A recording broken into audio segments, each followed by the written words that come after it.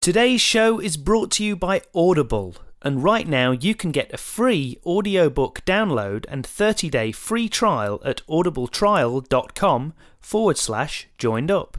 There's over 180,000 titles to choose from for your iPhone, Android, Kindle or MP3 player.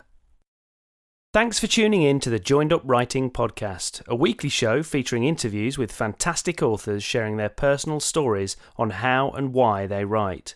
There's hints and tips for aspiring writers and great book reviews from top bloggers. Follow us on Twitter at JU Podcast. Right, cue the cheesy theme tune. Put down your pen and stop your typing.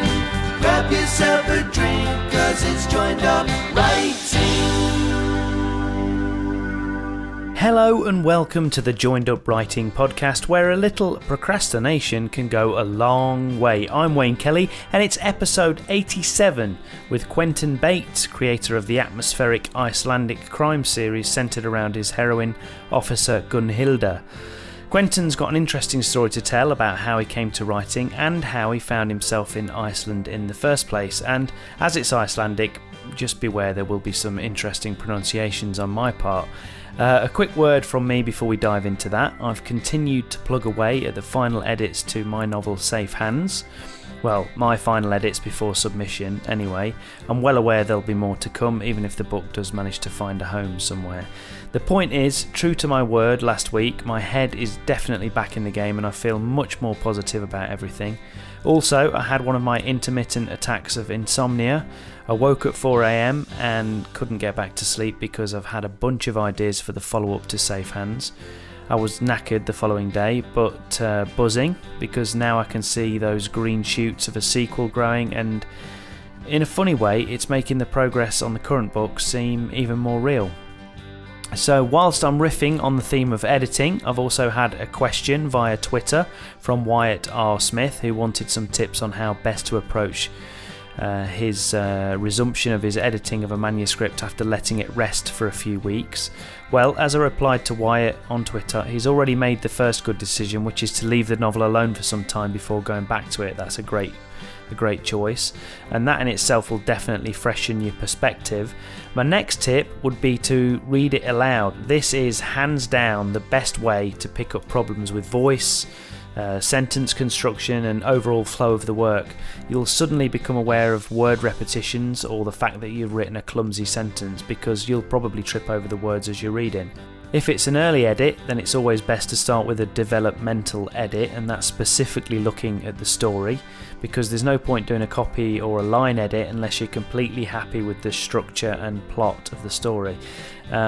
In fact, I've just recorded a whole episode on this very topic with Liam Cross, and we really do get into the nitty-gritty of editing, so look out for that episode coming up in a few weeks. Before that, there'll be a chat with HarperCollins editor Cleo Cornish as well, who's also got some really interesting stuff to say on the topic. One more thing before we crack on with today's interview, and that's about the podcast itself. I've got loads of ideas of how I want to keep developing the show, and there will definitely be some big additions to content over the coming months, including more dedicated video content and a new format for the bonus content. At the moment, I put out a show every week, a main longer interview one week, followed by a short bonus epilogue show the following week, which normally has got a kind of bonus interview question that wasn't included in the main interview. But with immediate effect, I'm going to drop those short epilogue episodes so that I can concentrate on the main interviews and looking at how I can add extra value and content to the website, the blog and the YouTube channel. And in the short term, that is going to mean that there'll now only be, well, usually 2 podcasts each month. Having said that, this month you're actually going to get an extra bonus full interview in preparation for NaNoWriMo. But in the very near future, I'll be creating other bonus content and announcing more plans for the show. Thanks to everyone who listens and interacts with the show at the minute. I do really appreciate it, and I just want to keep adding value and improving things for you. And to do that, I need you to keep giving me your feedback. and most importantly, sharing the show with as many people as possible. I honestly believe writers and readers can find so much inspiration and entertainment from the range of creatives that I've interviewed over the time I've been doing this, and the whole mission of the show is to get joined up and connect with as many like-minded people as possible. So make sure you subscribe and please encourage others to do the same. And you can get in touch via Twitter at JUPodcast, or you can drop me a line at wayne@waynekellywrites.com. Okay, so endeth the sermon. Let's get on with the show. Today's guest is Quentin Bates.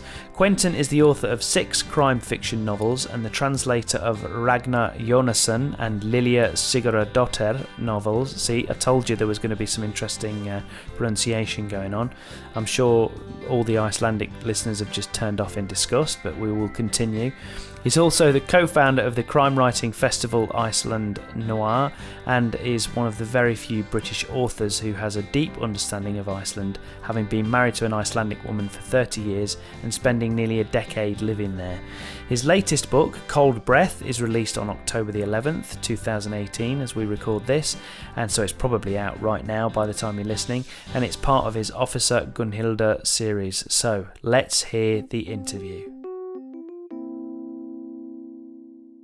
Okay, Quentin, thanks a million for joining us on Joined Up Writing. Really appreciate it. And before we kind of get into the books and everything else, I thought, because obviously it's very interesting for people like me to hear your kind of backstory and this Iceland connection. So tell me a little bit about that, how you found yourself in Iceland in the first place, and how you kind of went from being I'm guessing, the kind of typical Englishman abroad to being, accepted into the culture, and then to going native. Yeah, exactly. Yeah. Exactly. Yeah. It was a series of coincidences to start with, and then another series of coincidences that kept me there. To go into a little bit more detail, this was back in the end of the 70s when you could still do a gap year. Mm-hmm. So I went to Iceland to work for a few months for my gap year between finishing sixth form college and going to university. Yeah. And after I'd been working in Iceland for a few months and I was quite enjoying it and actually earning money for a change, which I'd not done a great deal of before, my A-level results came through and they were pretty appalling because I hadn't done a great deal of work at college. Yeah. And there was no university. Sounds familiar to me, actually. Yeah, so there was no university place to go to, so I just didn't bother going home. And then I met this girl, and the rest is history. Yeah, there's normally I met this girl. It normally comes in somewhere in the story. That's right. Yeah. I met this girl, and she's still here somewhere.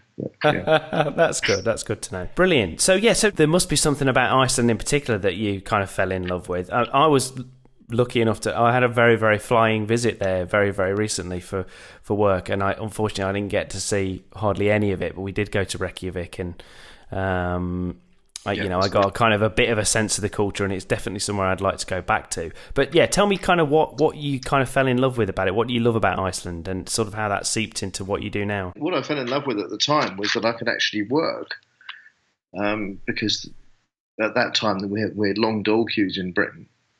Yeah. And I found myself in regular work and in demand because it was a busy place at the time. Mm-hmm. There was a lot going on. The village I was living in had zero unemployment, probably minus unemployment, because most people had 2 or 3 jobs. Mm-hmm.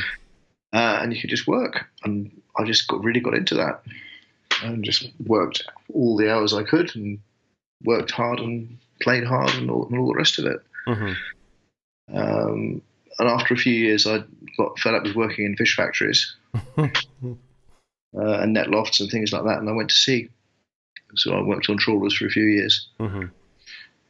And that's where my sort of maritime background comes from. As I spent about 10 years working on trawlers. So how did you make this leap then from? So as you say, you kind of fall into this trawler, the kind of fish side of things, if you like, fall into fish. That's probably not the best way to put it. I fell seriously into fish, and that was a long time ago. And I still haven't extricated myself because fish is still the day job. Yeah. So I still work in fish. I'm still neck deep in fish most days of the week. Yeah. So how did you go from that? Obviously, so that, as you say, that's still a big part of your life. But at some stage, the writing came into it. So how did you end up writing, and what made you want to write fiction and to think that you could have a go at it?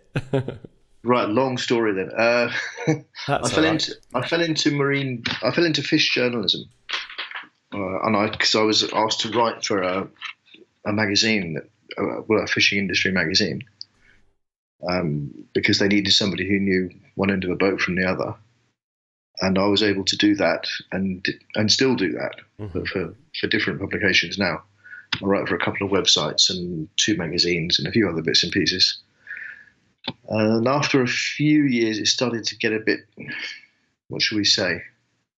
I won't say dull, because the fish business it's actually extremely colourful and lively. Mm-hmm. Whatever you may think of it from the outside, it's a very vibrant and interesting business. Mm-hmm. But it was actually one of my colleagues went to do a degree in the company I was working for, was a publishing company. And they gave him a little grant and Wednesday afternoons off to go and do a master's degree at a university in London, on a writing degree. And I thought, that sounds good. I'll have a go at that as well. So I found a comparable course in a university near where I live. So essentially, I did it to get an afternoon off every week. That's how some of the best things in life start, though. Yes, so I had this afternoon off every week to sit in a warm classroom and talk about books, and it was great. And so, were you much of a reader or writer before that? I mean, I know obviously, as you said, your academic career maybe didn't go exactly how you wanted it in the first place, but when you were younger, was writing and reading something that you're interested in? Oh, absolutely. Yeah. Well, reading certainly. I've always been a fairly prolific reader. But by the time I started playing with fiction, I'd already been writing for a living for 10 or 12 years. Yeah. And I thought, well, this is probably as good as it gets. Now I'm writing for a living, which is great. But there was still that lure. So fiction as a complete mug's game. Nobody ever makes any money out of it. It's nothing but trouble. I'll have to give it a go. So I did. I should imagine it was pretty, really different to what you were doing. I know, to state the bleeding obvious, but it's a real big kind of step to the left, isn't it? It was a big step outside the comfort zone. So I wasn't writing anything. It was a complete step out from this echo sounder has 3 frequencies, which is what I've been used to doing. Yeah. To something complete, and it was a freedom as well. It was like stepping into a whole new world. Quite a frightening one. Mm-hmm. But I like doing silly things like that. I've referred to it as my midlife crisis, because normally you get to middle age and you buy yourself a motorbike or a tattoo or get a younger girlfriend or something. I wrote a novel. Yeah. Well, that's it. It's a bit less destructive than having an affair or anything. So probably, yeah. Probably a lot more time consuming. yeah, that's true. Actually, I think the affair would have been probably less exhausting. Probably your wife would have got more to see more of you if you'd have had the affair rather than writing the book. That's right. Yes, I should have told her that. I'm sure she'll be delighted to hear it when she listens to this. So when you started, this little light bulb moment, you think, I'll have a go at fiction. Why crime in particular? What made you think that would be the genre for you? Or was it not a case of that? You just had the story first? Well, it was almost a spur-of-the-moment decision, actually. Because I was doing this university course on Wednesday afternoons. And all the way through it, I'd been thinking, right, it'll have to be a non-fiction something or other. Because that seemed to be where my instincts lay. I'd end up doing a non-fiction book on something or other, probably something to do with fish. Mm-hmm. In fact, I did several non-fiction books on fish anyway, all sort of linked to the fish business. Yeah. And for some reason, right at the end, I thought, oh, hell, why not? I'll just do a crime story and see what happens. And I did. I think it's partly because when I was about 14, I started pinching my mum's Sjöful and Waterloo books. Because because they were the only Scandinavian crime fiction at the time. Mm-hmm. This was in the 1970s. And I just remember seeing these two weird names on Mum's shelf and thought, I wonder what that is, and was immediately captivated by Martin Beck, mm-hmm. and subsequently by Megre. Yeah. So yeah, foreign stuff was my introduction to crime. Yeah. What do you think initially? What is it about those kind of cultures that kind of attracts you? What are you interested in, do you think? Well, to start with, I actually shied away from it. I wanted to do something more. What should we say? More mainstream, if you like, more British or European. Mm-hmm. And it wasn't until quite some time afterwards that I realised that I had all this knowledge and insight and understanding of my adopted country, mm-hmm. and it would be ridiculous not to use it. So when you initially sat down and you started, you thought, right, let's give this fiction lark a go. Did you try to write other stories first, or did you write short stories, or did you just go, no, I'm just going to write a novel? And if so, did you do what most people do and start writing a novel, or even finish a novel, and then you thought that was terrible, or it's not the thing, you went on to the next one? How did that kind of pan out? Well, actually, there'd already been a novel. Quite some years before, I'd written a novel that remains in the bottom of a drawer. Yeah. And it will remain there, I think, until a lot of people need to die before it could be published. So, and that I'd written and then just put away and thought, okay, well, I know I can do that now, so I don't need to do it again. Uh-huh. But that was an aberration, if you like. And then when I came back to it after the uni course and started again, I thought, well, okay. I started tinkering with lots of different ideas, and one of them just seemed to gel. And that came with the setting in Iceland, which was an integral part of it, because the setting becomes almost like an additional character. Did you find that when you sat down to do it again, did you approach it differently? Did you think about it differently? Was there anything that you took from the course that you thought, well, I'm going to approach it like this now? No, not really. I'm not really the right person. I can't really comment on creative writing courses because I've only done one. Yeah, well, you can comment on that one though. I can comment on that one, but my gut feeling is that if you do one of these courses, you shouldn't go into it expecting to get anything out of it without working for it. You need to take the course and the tutors and shake them by the scruff of the neck until things drop out. Yeah, you can't go into it with an open mind saying, right, here's my brain, please fill it up. Yeah, I think that's probably higher education in general, though, isn't it? To a certain extent. So one of the tutors on the course, which was Sam North, who's also a novelist, mm-hmm. I used him absolutely mercilessly as a copy editor. Right. He must have got sick and tired of another draft or another draft or another draft or another. This chapter's different. What do you think of that? How does that change? What should I do here? How can I fix that? Uh-huh. But yeah, he seemed quite happy with it actually. He didn't complain, and the book that came out of the course became that first novel. And so when you were kind of getting that, the initial round of feedback that you were getting from him, what sort of, do you sort of remember some of the feedback? Was it, oh, make it darker, was it? I think Sam just likes, he's one of those people who's just steeped in noir stuff. Yeah. So he just liked things to be dark, and the other two tutors on the course weren't interested particularly in crime fiction at all. One was more literary and one was a poet. Yeah. So I didn't really connect quite so well with those two. But you sort of clicked with him and yeah, it was great. Yeah. Sam was brilliant. So tell us a little bit about the first book. Obviously, we'll come up to date with the book that you've got coming out soon, but obviously they all follow that's the same protagonist. So yeah, it's all part of the same series, yeah. So tell us about that protagonist first of all and how you came up with her. Well, I went into it knowing what I didn't want.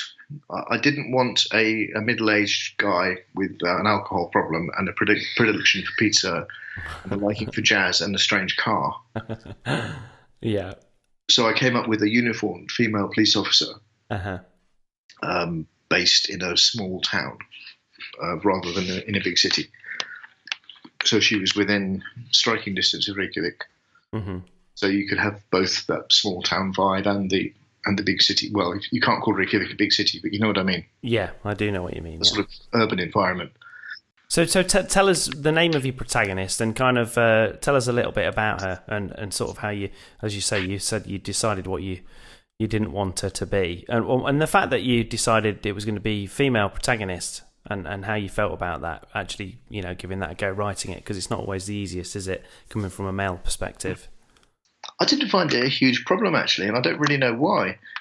I found it much easier to write a female protagonist of my own age than I found it to write a male protagonist of a different age, somebody much younger, for instance. I would have found it extraordinarily difficult to write somebody in their 20s of either gender. Yeah. But because it was somebody of about my own age and from a background that I was very familiar with, and I don't think it was a huge problem.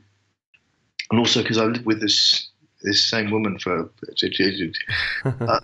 lot of years, and I had 2 daughters as well. Yeah. So I've lived in a fairly female-heavy environment for a long time. So it didn't feel wrong, if you like. No, I mean, I don't think it's wrong or anything anyway. But as you say, some people might view it as a bit of a challenge, though. I think at that time it was a little bit unusual. A man writing a female protagonist, but there's been a lot more of it since then. If I need to ask something, it's generally something technical to do with police work or the legal system or the traffic system or things like that. Well, how did you approach that? Because obviously there's one thing writing, if it's procedural, if it's a British procedural, there's one thing doing that, but obviously writing it and it's set in a completely different country. So how did you approach that? I found a copper. I have a little group of police officers that I can go to for information. And they've always been very helpful, as long as I don't ask about specific cases especially cases that are still open. Yeah, sure. Then they're quite happy to talk to me and give me bits of information. And it's normally weird details that I'm after as well. So if you're doing that kind of job, what hat would you wear? Things like that. Would you wear the big hat or the woolly hat or the baseball hat for that job? Or no stuff that police procedural fans lap up basically, and they will probably hammer you for if it's wrong. That's right. Yeah, I had been hammered for a few things, but some of the biggest whoppers hadn't been picked up yet. Still time. Still time. It should happen. Yeah. But initially, when you were writing, when local people from Iceland discovered that there was this English chap writing these books set in Iceland, how did they react to it? Were they initially sceptical? Were they interested to? I think they thought it was a bit weird. Why? Because the first one's only recently been published in Iceland. Right. It was published there last year. So I haven't had much of a readership there up until now anyway. It seems to have sold quite well in Iceland. It was actually quite fun for me because I could read the translation. Right, yeah. which was quite an odd feeling. I bet it was, yeah. My words in somebody else's translation. Absolutely. Well, that when you wrote you wrote that first book, and then you obviously pushed on with it. You mercilessly used your tutor as a copy editor and everything else. Absolutely. Yeah. So he's still recovering. So at what point did you think, right, this is it now, I'm going to send this out? Did you try to get an agent first, or did you submit straight to publishers? How did that go? I started right away. Well, before the course had finished, I started searching for an agent for it. I was picked up.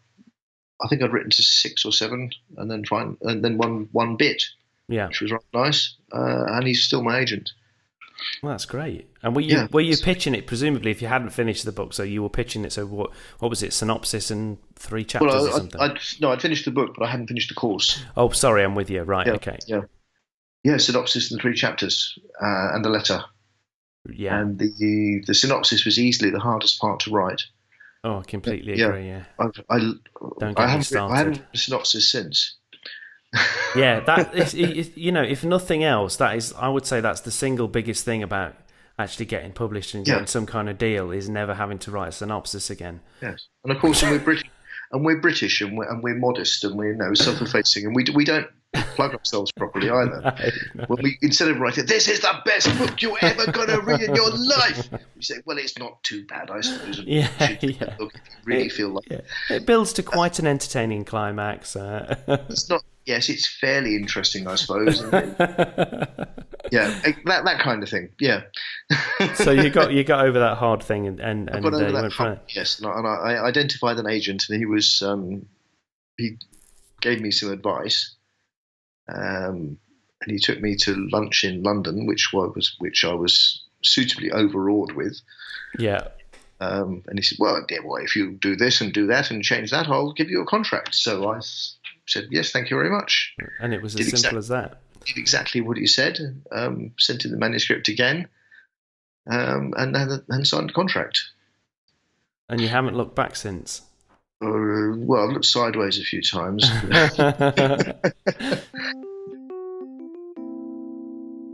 Okay, let's just take a quick break there for this week's Book Bloggers Corner. And this week, Emma Rose Hollands is back with her review of Things Gone Astray by Janina Matthewson.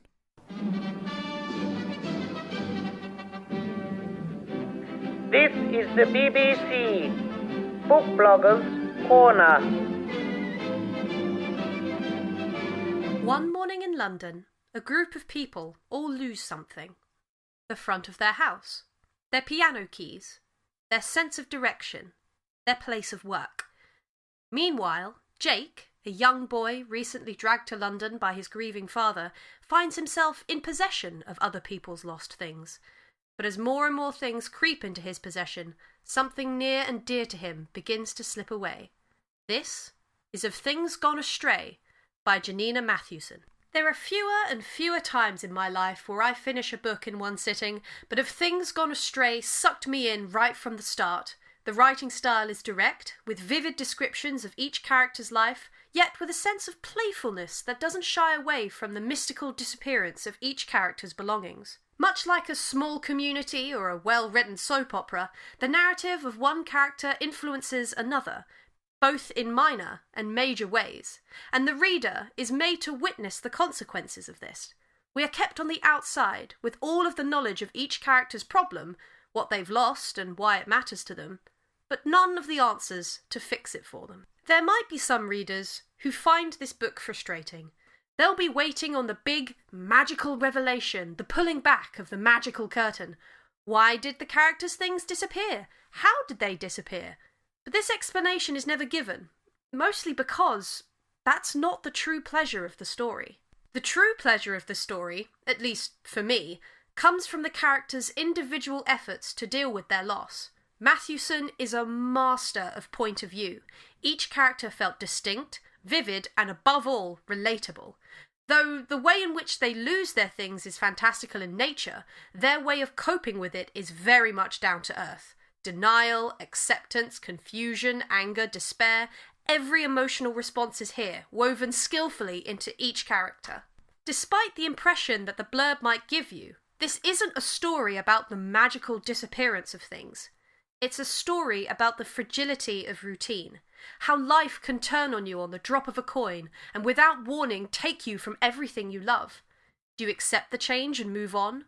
Or do you let it consume you as you long for a past already lost? With a mixture of humour, tragedy and genuine character moments, Matthewson raises these questions in a wonderful novel, which I highly recommend. Book Bloggers Corner. That's Of Things Gone Astray by Janina Matthewson, as reviewed by Emma Rose Hollands, and you can find more of Emma's reviews and blogs at whywordswork.wordpress.com, and you can follow her on Twitter at erhollands. Right, let's get back to my chat with Quentin Bates, where I asked him about his latest book, Cold Breath. So why don't you tell us about your latest book? So is it Cold Breath, is it? It's called Cold Breath. Yeah. And what number of book is that? You've written quite a few now, haven't you? Well, this is, if you count the two novellas, it's number 8. Mm-hmm. But it's the 6th full-length book. Mm-hmm. So there are 2 in the series that were published purely as ebooks, as sort of half-length novellas. Yeah. 35,000 words. And the rest of them are full-length. Yeah. But this one is the book that should never have been. It really didn't want to be written. Was it a bit of a struggle to get out? It's been a massive struggle. Yeah, it really has. And why was that? Because I started it so long ago.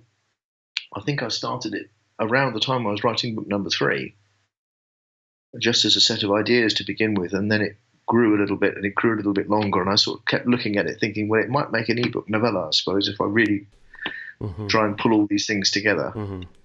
And it got put aside several times as something more important came along. Because in the meantime, I'd also translated 6 novels for other people. So I was, my evenings were full. Yeah, so that was taking up all the time and energy then, in a way. That was taking up a lot of the time and energy. And then Peter, the agent, said, isn't it about time you finished this one, dear boy? And I looked at it again and thought, well, yes, I suppose so. And he said, well, it'll be easy. You've written half of it already. So there were about 40,000 words there already. So it was half a novel. Yeah. And I got to grips with it and couldn't finish it and struggled with it and fought with it. And by this time there was a contract and a deadline, and they'd given me money, so I had to finish it. Yeah. And it got to last summer, about this time last year, I was really tearing what was left of my hair out over it. And threw it away. I just abandoned it and started something else, thinking I might just about manage that one. Just managed to finish that in time for the deadline, and then that fell to pieces as well. So I had to come back to cold breath again. And, yes, it has been a struggle. But in the meantime, I did get a 6 months extension as well, which was extremely welcome. Which you used, yeah. Yeah, but I think it comes back to the fact that you need to plug away at this. It really helps if you plug away at this stuff regularly and constantly, because I found I hadn't written in much of my own for more than a year, because I'd been so busy translating stuff. And it felt like I'd forgotten how to do it. Yeah. I really was massively out of practice. So yeah, it has been a long process. But in the meantime, I did start this other one thinking I could have maybe just about squeeze that one in before the deadline. So I do have about a third of something else. Well, that's good. Yeah, so it's going to work out. So I hope so. Yeah. So why don't you tell us about this book as when this comes out? It'll be out in a couple of days' time from when this interview goes out. So why don't you just give us a bit of a flavour of what the book's about and what people can expect? Well, it's a little bit different to all the others. It's not the same crime scenario as usual. Mm-hmm. It doesn't begin with a crime. Well, it does, but not in quite the same way as usual. There's no body right on the first page. Mm-hmm. But my protagonist, Gunnhildur, is pulled off her usual duties and has her arm twisted to become a bodyguard for a rather shady character who's been invited to Iceland by somebody in the government, and they want her looked after.